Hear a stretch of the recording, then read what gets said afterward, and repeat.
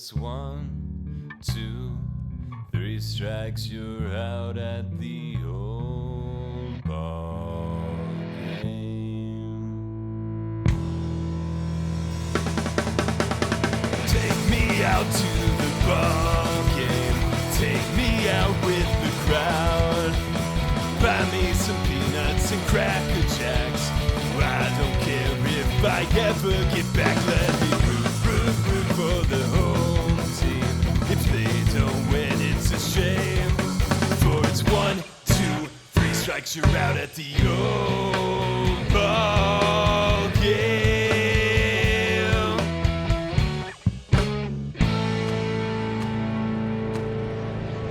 Welcome to Let's Get Two, the baseball podcast from the fans' perspective.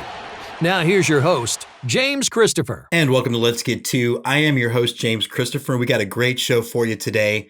Today's episode will be another in our continuous line of what in the hell is Major League Baseball doing, and then not knowing, because in another round of concessions, I guess, or at least proposals in this negotiation, each time there's a proposal, the other side says it's a non-starter. So where do we start?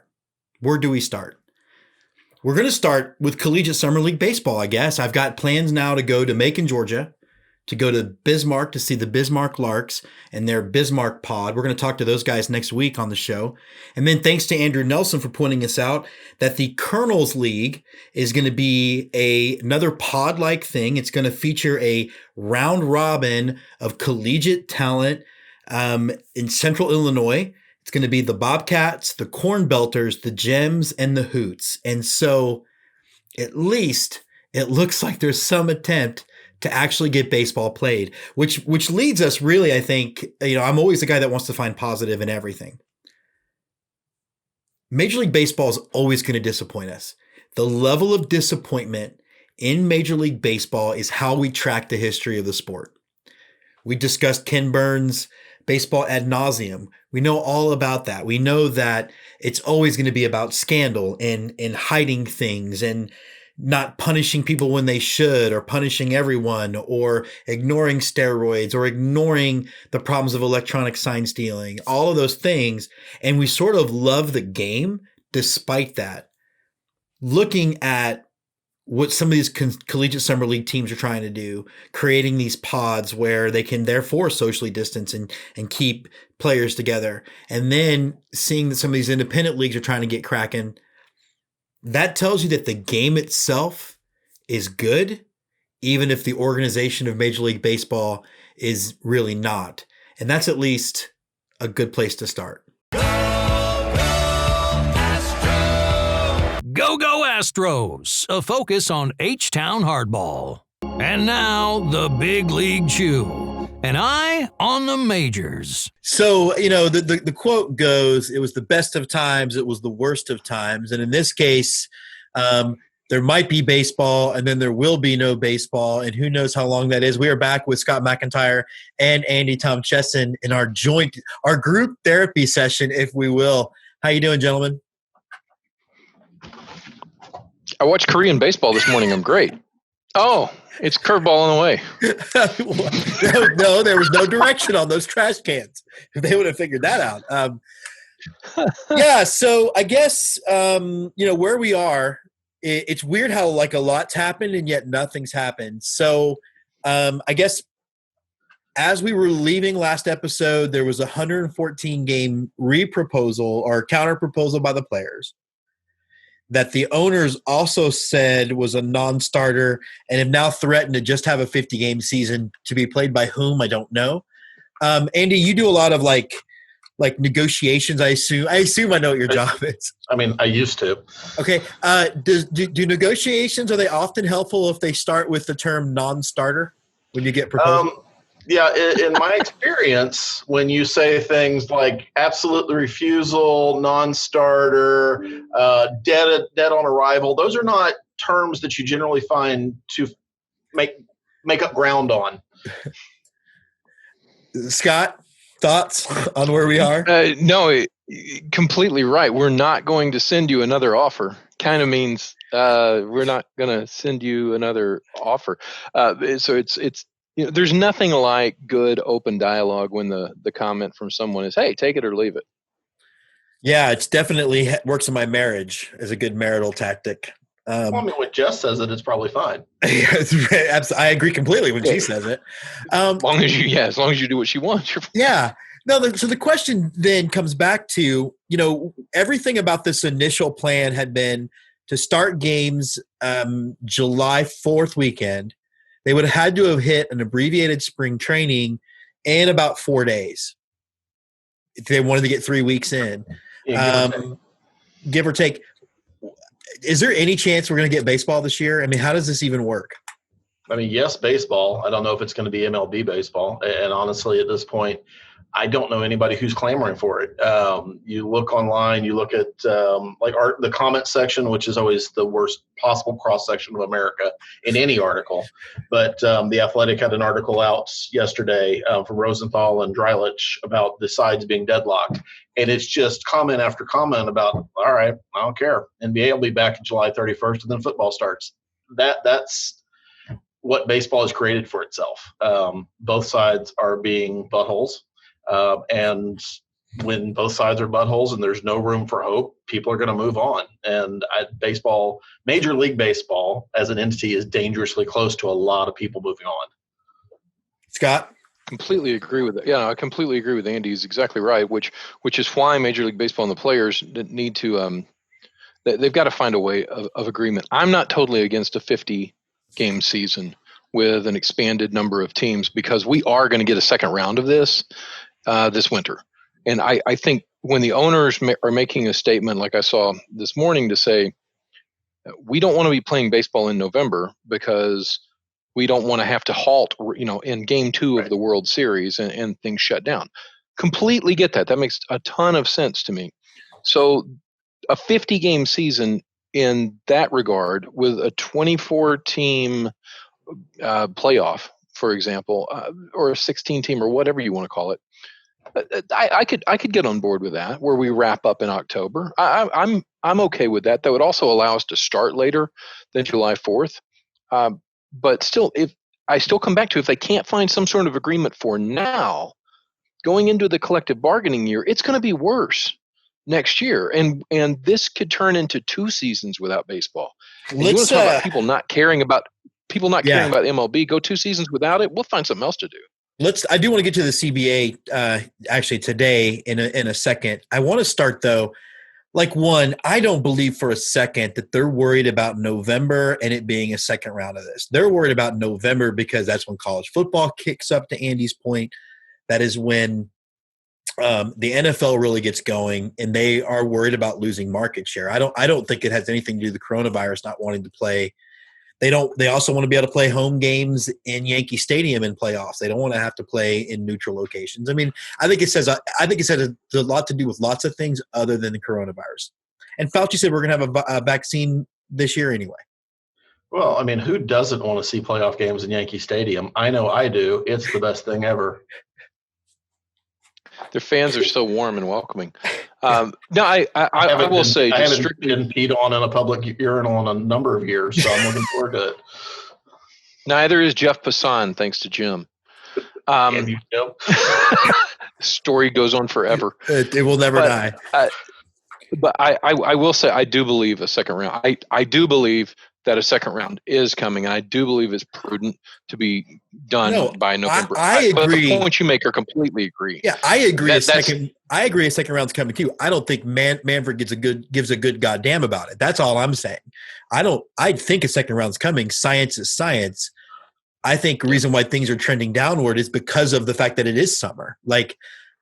I don't think Manfred cares. Well, depending on how the election goes in November, we may burn it all down anyway. So you never know. Yeah, can you play a baseball championship series under martial law? Because that's coming.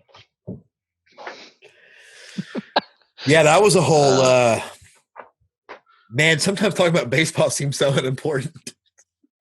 Can't imagine why. But that's what.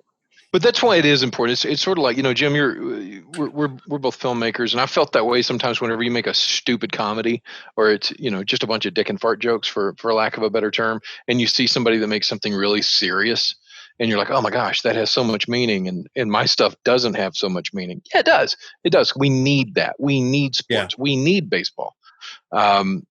And maybe people would stop screaming at each other so much on Twitter about coronavirus and whether they should wear a mask or not if they could, complain about you guys for a little while and banging trash cans again. I long for a banging trash can conversation at this point. You know what I mean? And here he goes again with his trash can. No, I mean, you know what though? But I'm not even not with you. I'm starting to look at things like, is this the end? Have we seen George Springer's last game? Starting to really wrap our head around some of those things. But, Andy, you had talked about a 50-game season before we started. Scott's okay with it. What are your thoughts on a 50-game season? I got huge problems with a 50-game season, and I'll tell you exactly why. Baseball Reference has been simulating the season based on the original schedule for 2020. Right now, after about 54 games, the Seattle Mariners are in first place. They would have the second seed in the playoffs if there were a playoff bracket built. That's not real baseball. Any team can be good for 50 games. Every team wins at least 50 games. The Mariners in the simulation appear to be doing it all up front, but that's a huge problem if you're trying to say this is the best sport and we have the best athletes, the best teams, and then your marquee team is the Seattle Mariners, who have never won a thing and this year aren't going to win a thing. And that's going to be where you're hanging your flag. It's all going to be set up for the Dodgers and Yankees to meet one way or the other. I think they might even reseed the teams in a playoff and make the Astros have to lose to both of them in trash cans. Maybe it'll be a 61-game season, Andy, and they'll put an asterisk by it because you see what I did there? You see what I did? I think it's also going to be really interesting. I can be real cynical. I also have seen a number of times, not only in Major League Baseball, with a lot of different sports leagues, where both sides are seemingly at an impasse. Neither side's going to budge, and then miraculously at the last minute, something works out. That's probably still realistically what's going to happen. I'm kind of iffy on whether I care. I think the interesting thing is about a 50-game season versus a 114-game season. The compromise right in the middle of that is 82 games. So mathematically, both sides gave the same thing. We'd be right back where we started from. And then it's just about paying the players, which the owners don't want to do.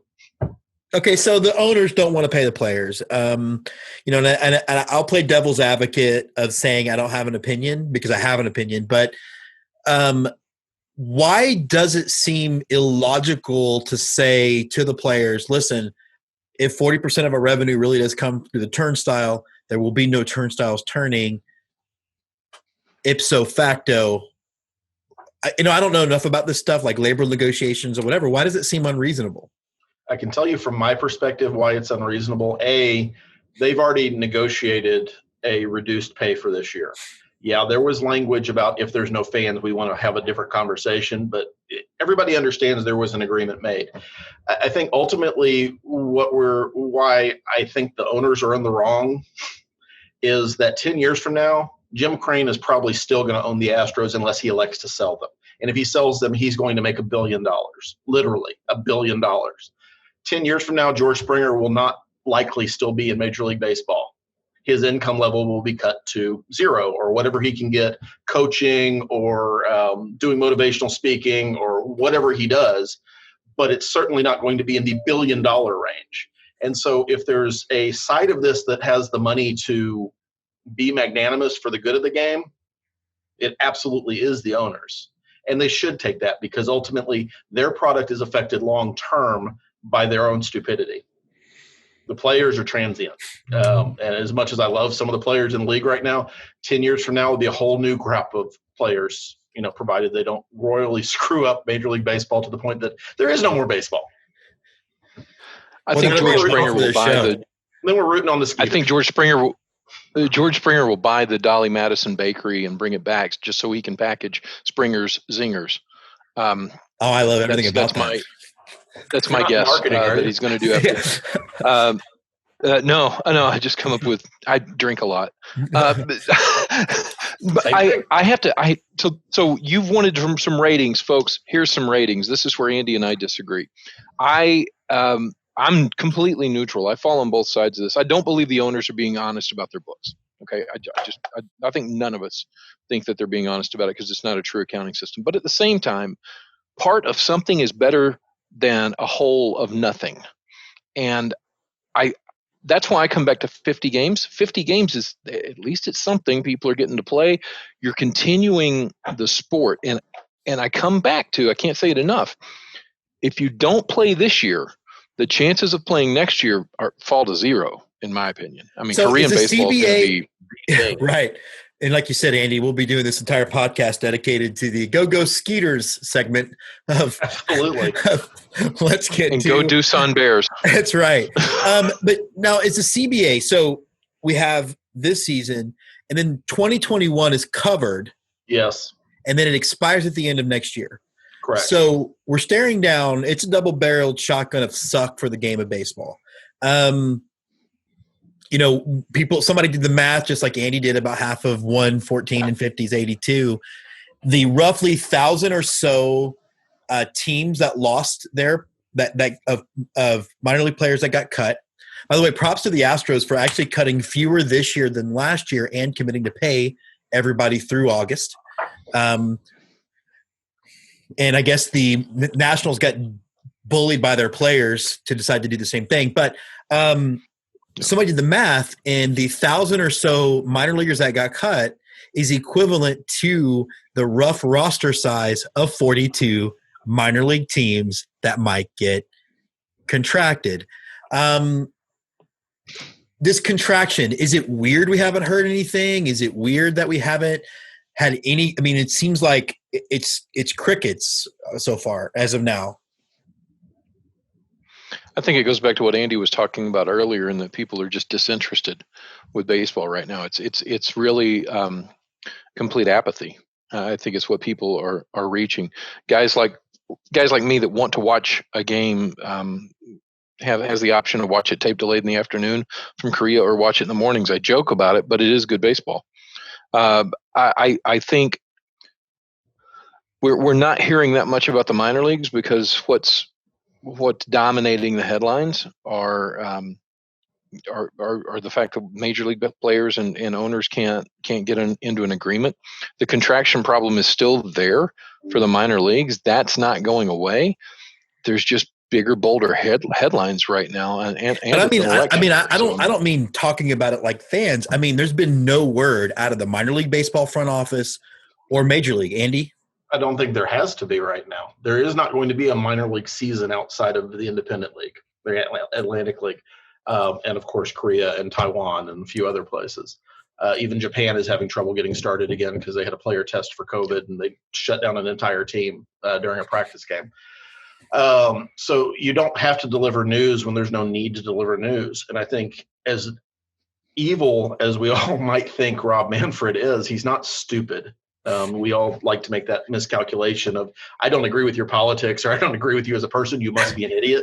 Right. He's not dumb. He's just morally bankrupt. And so from that standpoint, there's no good news from him.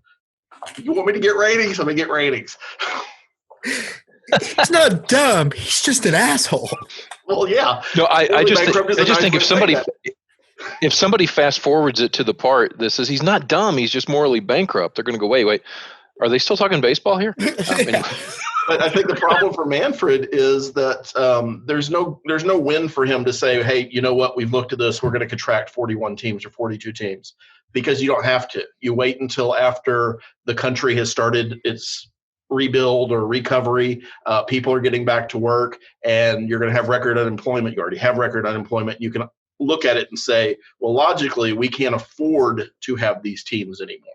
So this is an unfortunate byproduct of the pandemic and the economic downturn and a lot of other factors. It's not us. We like minor league baseball. Matter of fact, we want to buy the teams. But it's a situation where they're not saying anything because they literally don't have to. There's no win for them to do that right now. That's going to be like a January, February sort of thing. It's funny because I'm watching, and you guys both know what this means, but, on Twitter, right before we jumped on, the Rocky Mountain Vibes tweeted a photo they did Back to the Future night at their park last weekend, and they have painted parking spots and have turned their field into a drive-in. They're not playing any ball games on that turf this year. No. They know it. No, I agree with that. And I think it's going to be interesting with the knowledge that the major leagues can't get it together and the minor league season's going away. We're right at the time for the major league draft to happen. I'm interested to see, out of the 5 rounds of players who do get drafted, who actually signs and who doesn't. Good point. That's going to be quite interesting, because why do I sign this year if not going to play and skills may decay, and I don't know what the landscape's going to look like anyway? Maybe I go back to my college for another year and play. And baseball is the sport we'll learn that in the next week. Baseball is the sport where draftees, them not signing is pretty common. Like, it happens. As a University of Texas fan, we always get all these great recruits who you lose them to the draft, and then you hope when they get drafted they don't sign. So that's pretty common. I mean, and I never thought that we were going to probably have a draft episode next week, because that's all there is to talk about. Well, it's going to be interesting too, because the rules have changed with not playing a minor league season. Basically, Asa Lacy is a pitcher for Texas A&M, my alma mater.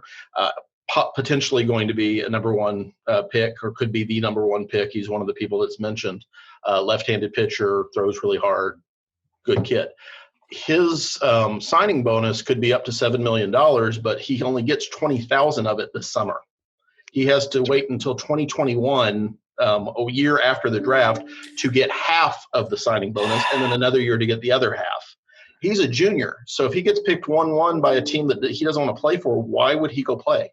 He can go back to college and have fun and have no responsibilities. And be a 1-1 next year. Yeah. He's basically missing out on $20,000. It's a big deal for Arkansas also, in that we've got 3 guys that are projected to go in the top 100, in Heston Kjerstad, Casey Martin, and Casey Opitz. And there's even, Opitz. We just had a catcher leave who had signed with Arkansas. We had a catcher go into the transfer portal thinking that Opitz would be gone this year as a junior. Right. Now that he's projected 4th, 5th round with everything's going on, the word is the guy's coming back, which is super for those guys right there. But, it throws things crazy. It's also tough on college coaches, because to your point, Jim, there's certain players that you didn't recruit because this guy's going to be a 1st or 2nd round pick out of high school, right? So you didn't recruit him, and now you're like, oh, well, that changes things. Maybe Joe Strongarm down there in the West Texas Plains who throws 102 is available now. Maybe I need to go chase him.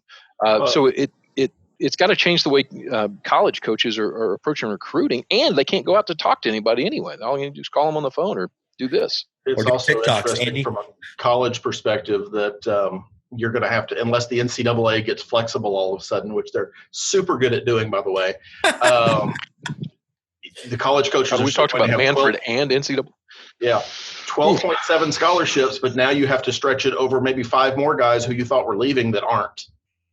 I thought that they're granting additional scholarships for this. There's no official word on it. Just that's probably where we're going to go. The problem there is Title IX, and I think Title IX is a great thing for equality for women's sports. But now you have to find the equivalent extra scholarships on that side too. So there's more than just baseball to consider, and it's a big giant cluster. But I mean, it is, and if they prorate that like. No, go ahead, Jim. Go ahead. I was going to say it is, and on the short term, looking at it from the college game, it makes it more competitive. You're now going to have some stacked teams that you should see, I think, a good quality college baseball in the next few years. And we did, Scott, we saw some good news with Bowling Green, which I thought was super cool. And, but, I don't know. I just feel like, this under the cover of darkness thing that Manfred's doing feels just super, again, just evil. Morally bankrupt, would you say? Morally bankrupt. I think it's interesting. Well, college perspective, and I've said this before on the show, the colleges are the ones who are going to benefit most from Manfred cutting the minor leagues and reducing the draft and doing all the things he's want to do, because there are certainly players who are going to want to play and are going to want some certainty about where they are, and signing for a signing bonus of what, $20,000 limit if you don't get drafted total. That's why wouldn't I go to college? Why wouldn't I start working on a degree, or at least go play and have some fun for a couple of years before I get serious about it. I think college baseball is going to be a huge beneficiary of Major League Baseball pale of evil that keeps swathing across the land. And yes, I made a. If it stays with this long term, if it stays with this long term, I completely agree. And it also depends on giving those additional scholarships. Are they going to prorate those? Or are they going to, because 12.7 is cool. That's what it is. Oh, it's not cool, but that's what it is. But if it's going to 17.7, awesome. I can keep 5 guys. If it goes to 13.3, well, thanks a lot. And that comes back to the NCAA and Title IX and all that we're talking about. That would eliminate Vanderbilt's built-in advantage of being able to offer private school scholarships. Yeah. Yeah. But it helps to have a good GPA if you're a baseball player. Absolutely. It does. Yeah. In fact, one of the guys that's been on our show a bunch is going to Georgetown. He's going to Southwestern in Georgetown on a partial private school academic scholarship. So, how do you think TCU competes in the Big 12? Yeah, it's true. We know how Baylor competes. Rape. Wow, this is a doozy of a segment. We are just taking on everything. We have about 5 or 10 minutes left. I want to go into where we think it feels like baseball right now is really a microcosm of our country. We have nothing but acrimony everywhere we look. And like you said, they're going to have to – they can't get it together for the benefit of the country. How do we not have another work stoppage to start 2022? I think we absolutely do. I think next year – I think part of the reason the owners don't want to go past October is because you don't want to push back the season at any point for 2021. I think 2021 is going to be under such a dark cloud that baseballs are really going to need the Yankees or the Dodgers to be in the World Series just so they have viewership and they feel good about themselves, because 2022 offseason or 2021 going into 22 offseason is going to be long and dark, and I can't imagine they're going to play a game before May. And that's being optimistic that year. I mean, without dramatic changes in the way the owners view the players, the way the players trust the owners, there's something dramatic's going to have to change. Or I don't think I'm being dramatic by saying the sport will die. Scott, before you answer, I want to pose this as a different kind of question. Okay. What is, because we're used to authoritarian governments in this country all of a sudden the last couple of days. What is to stop the Major League Baseball owners from saying 2 things? One, we no longer recognize the players union. We are going to institute a salary cap. And if you don't want to play under a salary cap league, by all means leave, and we'll start promoting from AAA. And then 3 or 4 years later, we won't know the difference. What's to stop them from doing that? Particularly in baseball, where the talent difference is so slim compared to – I'm sorry, go ahead, Scott. No, keep going, because I don't have a great answer for that. Now, there's nothing that could keep that from happening. I mean, in the past, the owners have always been bailed out by Congress in some form or fashion. So then it comes down to who gets elected. Is it pro-union? Is it not? In what they're allowed to do. I don't think there's a thing in the world stopping them from doing it. And I'll be honest, from what we've seen in other sports, I don't think there's anything wrong with instituting a salary cap. I really don't. It works for every other sport we play. So why not do that? And if the players union doesn't want, and if the players union doesn't want to do it, to your point, Jim, we'll find some guys who will. And so the Yankees' best player may only hit 22 home runs, or he may hit 390 because the other teams have no pitching. We'll figure it out. And sooner or later, slowly you would see the guys in the players union start to leak over into the other leagues. So there's nothing to stop them from doing that. And I don't know. I don't have a crystal ball, but maybe that's the best thing that could happen. Andy? The owners tried this before. Coming back in '95, we had replacement players. The games were attended, but they were lowly attended. People were fairly fed up with baseball right now, and it took a couple of giant events, one being Cal Ripken, the next being Sosa and McGuire racing to their home run derby of '98 or whatever year that was. God, so long ago. But you have it took miraculous type of things, big event type things to bring fans back.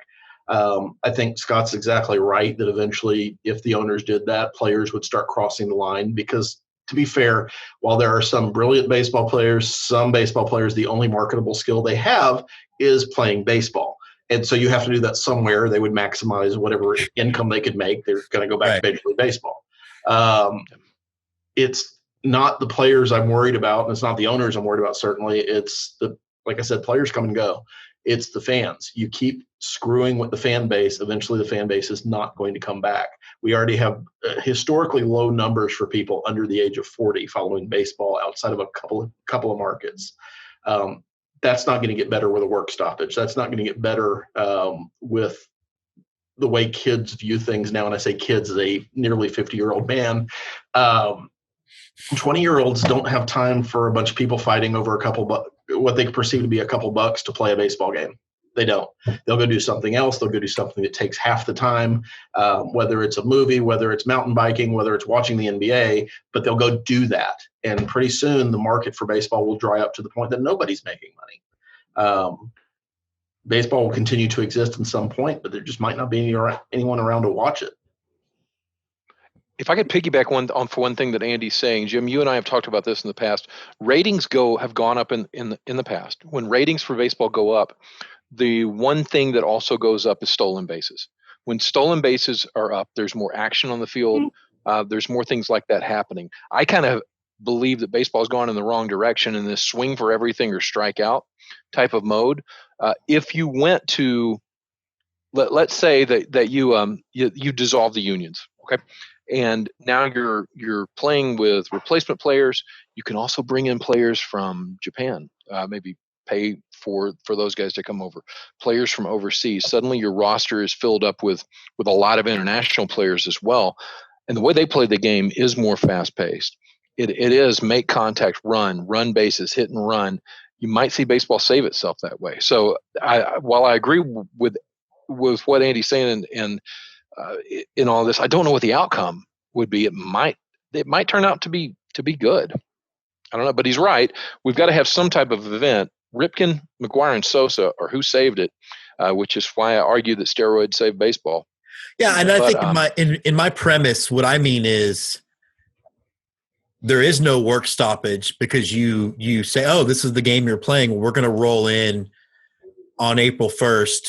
2022, and we're going to start baseball. And is it Alex Bregman at third or Nick Tanalou? I don't much care.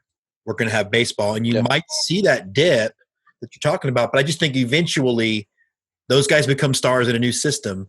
Remember, I'm a Cowboys fan who experiences what happens when good teams, when basically the New York Yankees of football have to deal with the salary cap. And it wasn't particularly good for that team, but it was great for that league.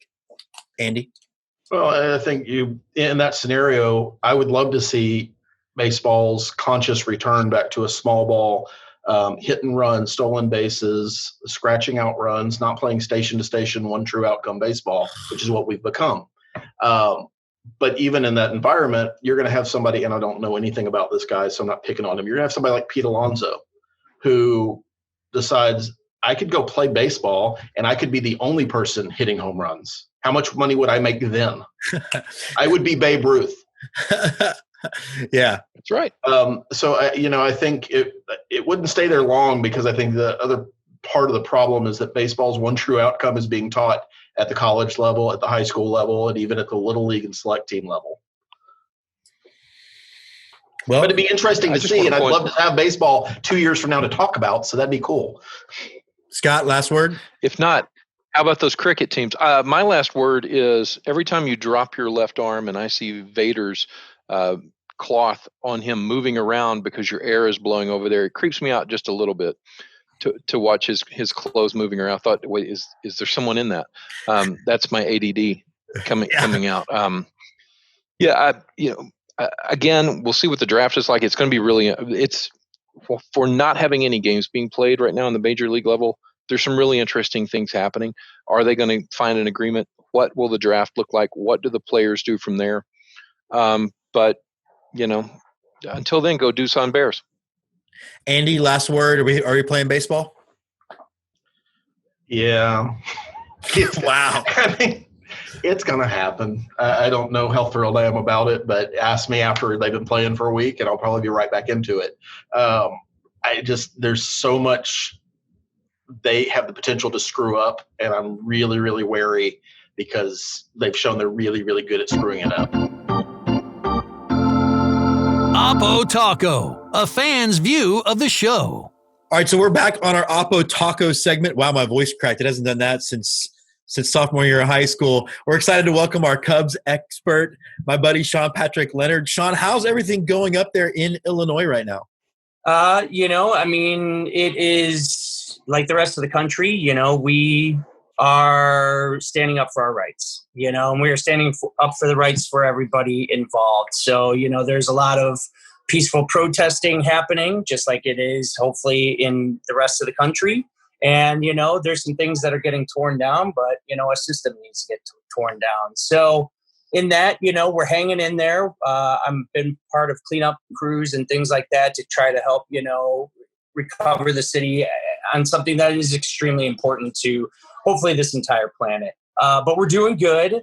And we're hoping, we just heard about the NBA, signing today to say we're coming back. So, it gives some people some hope, which is great. I really do think, and I want to get to baseball's missed opportunity in this, but I wanted to ask a little bit more about Chicago. So, Sure.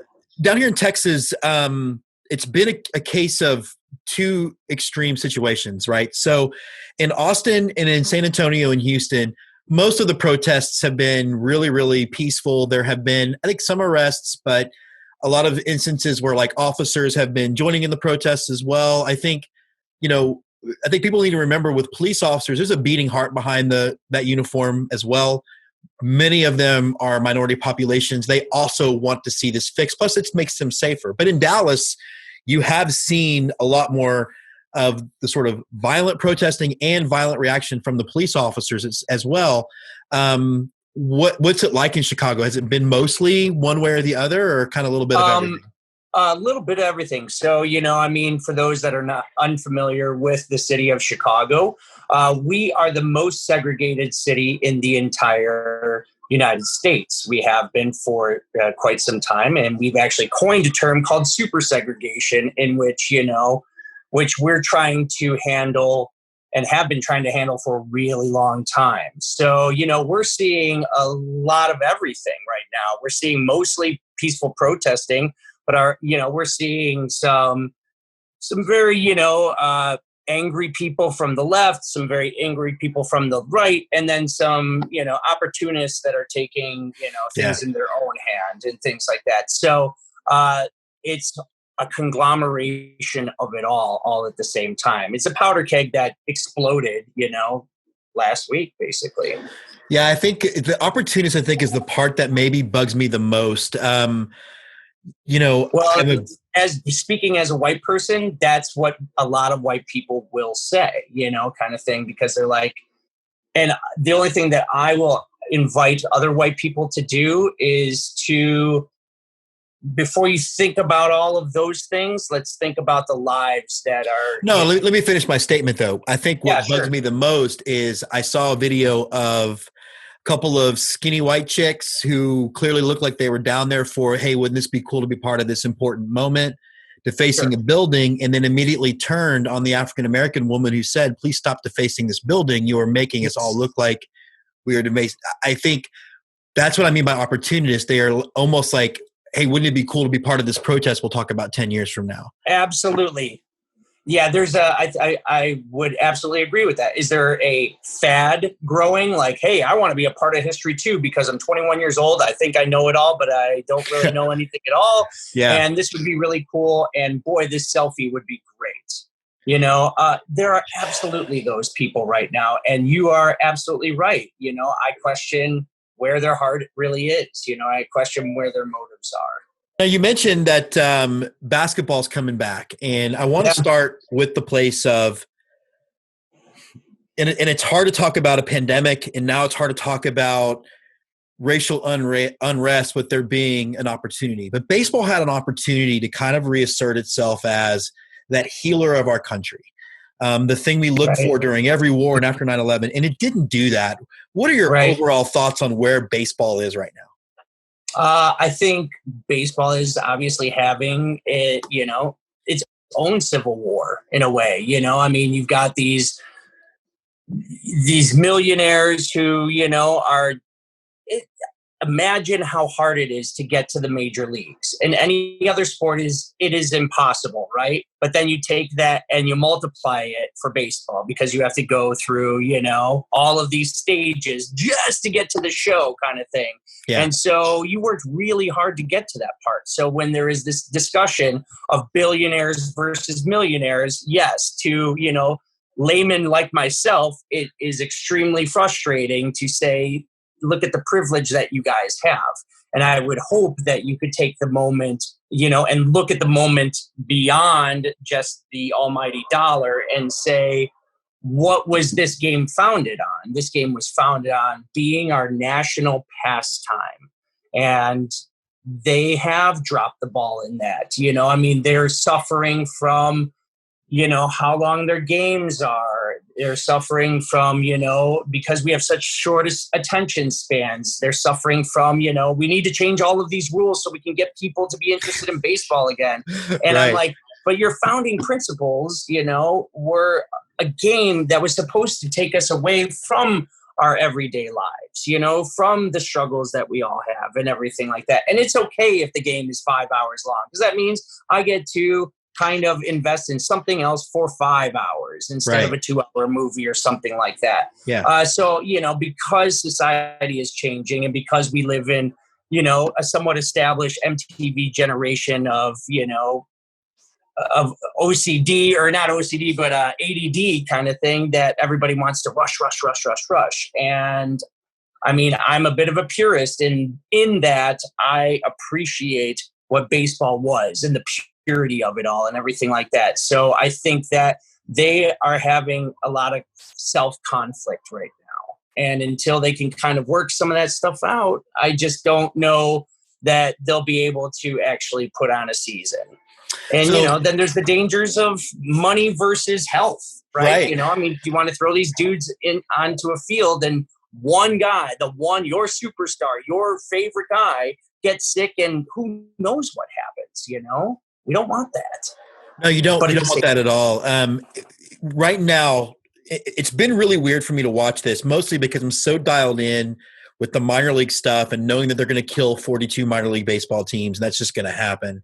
And they're going to use this pandemic to finish them off. But to get dialed into watching these negotiations, which aren't negotiations, each side makes an offer, and then the other side says, well, that's a non-starter. I don't know how that ever works with normal people. So now the latest thing, I don't know if you've seen, I think late last night, a 50-game possible season. I did see that. How do you feel about a 50-game season? Are you like, oh, it's baseball, it doesn't matter? Or are you like, well, that's not really how baseball is meant to be played? I think I side more on when I really truly look at it, I feel like it's trying to recapture. I think it's just trying to feed into a base. They're just trying to throw up a product right now because they're seeing how other sports are handling things, and and because it is all complicated and things like that, they're not quite sure. And until they can really, talk about some of these problems, I personally think that they need to work that stuff out before just slapping some makeshift, thing to satisfy its base. I'd rather have you work on it and really come up with some, concrete things on how you can fix some of your internal issues. And then, we're willing to wait. At least me being that fan from when I was 5 years old to now 40 years later, I'm willing to wait as long as you can, make it right for equality for everybody, and also having these owners kind of take a look at to see what they need, but also what they need to give, and really having those things. You made a great, interesting point, that each side is starting with these, here's my negotiation. And it is met with stop or but or whatever. And, you and I know being in, the theater film world and everything like that improvisation's first rule is yes and. And so this world right now is living in a but kind of, bubble in which we need to get to the yes and bubble. And I challenge owners and also players to get to the yes and stage. So that's a great analogy, man. So I got two questions for you then. So you live in what I think is the best baseball city in America. Sorry, LA. Sorry, New York. You got two pro teams. For a Chicagoan, we appreciate that. Oh yeah. No, I mean, from the two pro teams of which my family in Chicago equally divided. Yeah. On those teams, you also have a lot of independent ball as well. How starved are Cubs and Chicago White Sox fans for the game to come back? I think we are starved, especially White Sox fans. My God, with what they have done in their rebuild over the last 2 to 3 years, there were a lot of really excited Southsiders, and it's very interesting that you say, it's one of those, it's that city, like I bring up that segregation again, right?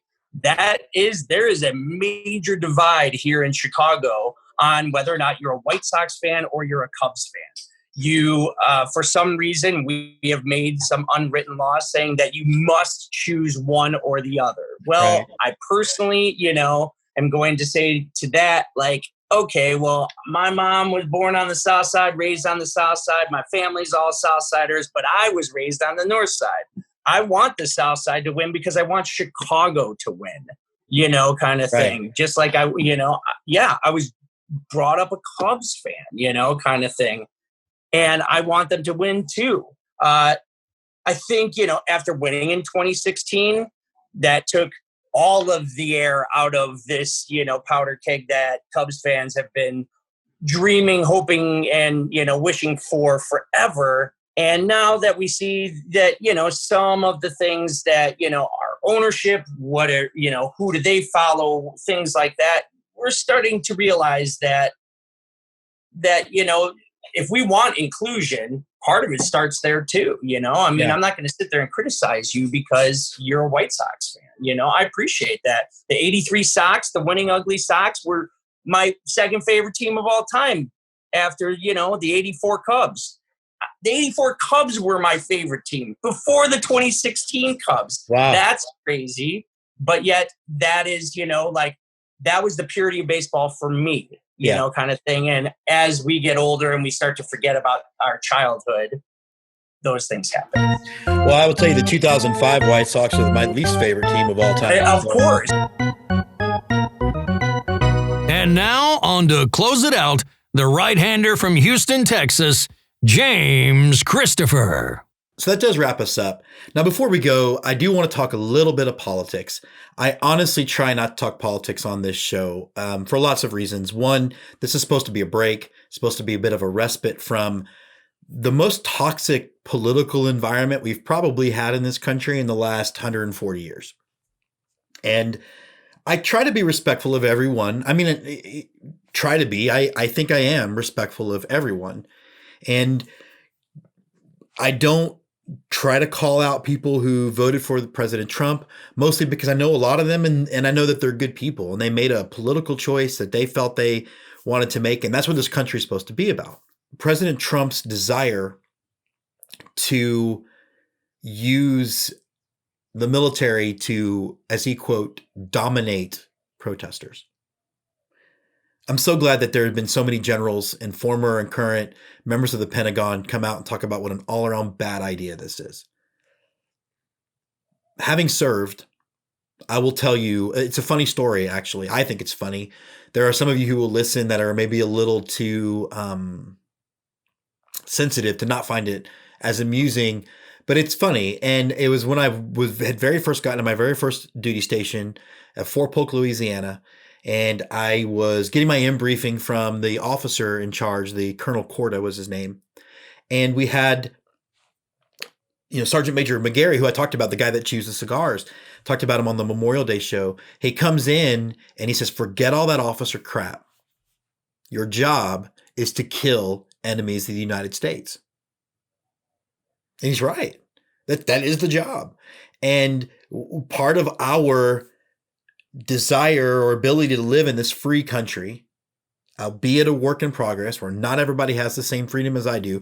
This is what I found out on the last episode. Y'all are going to stick to whatever sentence and you're going to isolate. And I got no pushback from my conservative friends, which I expected, because if you go watch my earlier monologue at the beginning, it's way more, I would think, offensive. It was my liberal friends who were like, I don't think there's ever an excuse for a cop to shoot someone. Well, I'm sorry, that's just not reality. And so, you know what? You got to be real if you're going to listen to this show, I guess. So, that is the job of the American military, more often than not, is to kill enemies of the United States. Anytime that we've had a mission that failed, like in Vietnam, we failed. Why? Because of politics. Why did the missions in Iraq and Afghanistan kind of turn south? When we transitioned from war fighting to being police. The job of the military is to kill enemies of the United States. Mr. President, the people of the United States are not enemies of the United States. 90% of these protests have been peaceful. They have been exercising their First Amendment rights. If we use the military to stop that, to dominate, to intimidate, we take away that First Amendment right, which I think ultimately is the goal. I'm not naive. You take away that First Amendment right and you become China. And the American people become Hong Kong. Now, I've seen a lot of reactions, and it's where, I'm so upset with where we are, because we're now in such a quick soundbite culture. Let me see how clever I am. Where we hear about things like, well, how can we even talk about Hong Kong when we have our own problems here? Well, I mean, we can. The fact of the matter is, in Hong Kong, you're not, when under Chinese control, free to protest, free to have a dialogue, free to have all those things. It's the same reason why we can live in a segregated country and still go stop the Holocaust, because we are actively working as a country to perfect this ideal that is America. The minute we start using active duty military, and I'm not talking about National Guard because it's a different animal, active duty military to try to stop and contain these protests, I think that's a bell you can't unring. And for my friends who voted for Trump, who are, I'll be honest, I am not friends with the person who voted for Trump that I think is remotely racist. I'm related to some, we don't talk anymore, but I'm not friends with any of them. So to those of you who did, who are listening to this, I know that Obama did a lot of things that you weren't happy with, which is part of what prompted your vote. What would you have done if he had used the United States military to affect one of those social or one of those changes that he wanted? The job of the American military is to kill enemies of the United States. The American people are not an enemy of the United States, plain and simple. So before we wrap up, though, I do have a bit of a surprise, and it was inspired by John Oliver. He had done this bit on his show Last Week Tonight. Big fan, John, of what's behind you? And he did a whole thing about, is all these newscasters, now that they're doing their shows like, Good Morning America, whatever, from their homes, and everybody wants to look what's behind. And they have the creepy guy from Good Morning Philadelphia, I think.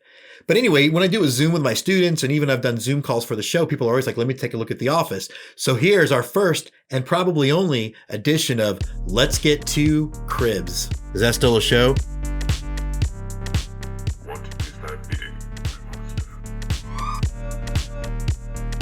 Here's a wide shot, a little bit of everything. I like to be surrounded by what I like when I'm working. It helps keep me relaxed. A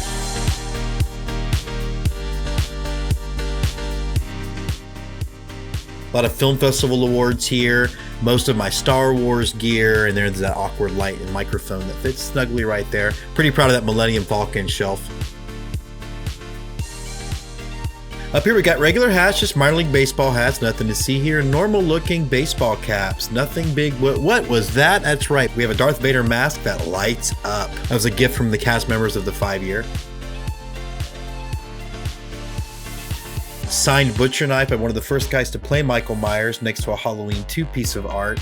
And then I'm a big horror guy, and you got to start and end with the classics. Dracula. Shout out to Vader's hair. Big pennant collector. Really like pennants. I wish more teams did them, but you'd be surprised the number of ones who don't. I don't have the biggest bobblehead collection, and I've kind of separated some of them, but pretty proud of them. And of course, you got to have a little buck. Take me out to the ball game. Take me out to the crowd. Buy me some peanuts and cracker jacks. I don't care if I ever get back. Root for the home team.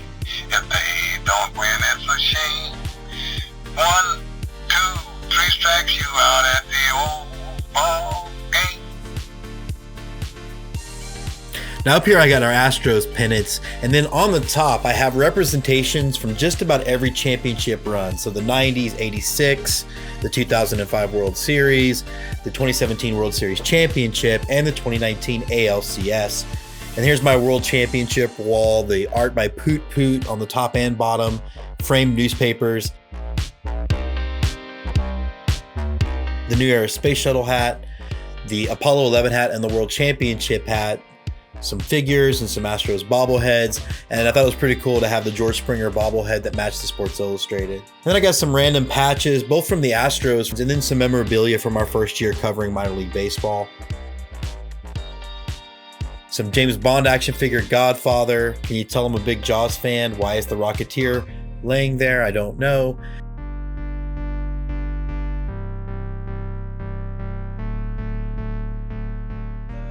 Signed Longhorn Football by Jordan Shipley and others. Earl Campbell hat, Vince Young. Some more ball caps. And then we get into sort of the more me wall. We've got the Austin Revolution Film Festival poster from last year.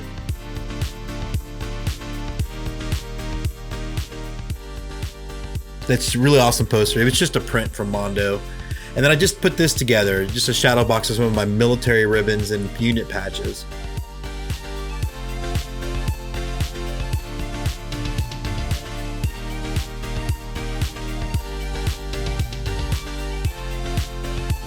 This awesome mountainside curtains. Nope, those aren't mountainsides at all. That is Star Wars.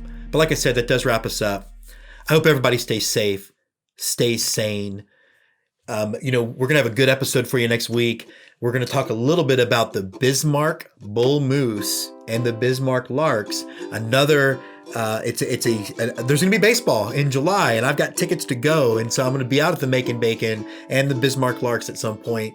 So, obviously this was a bit of a doom and gloom episode when it comes to Major League Baseball, but there is at least some baseball to be talked about.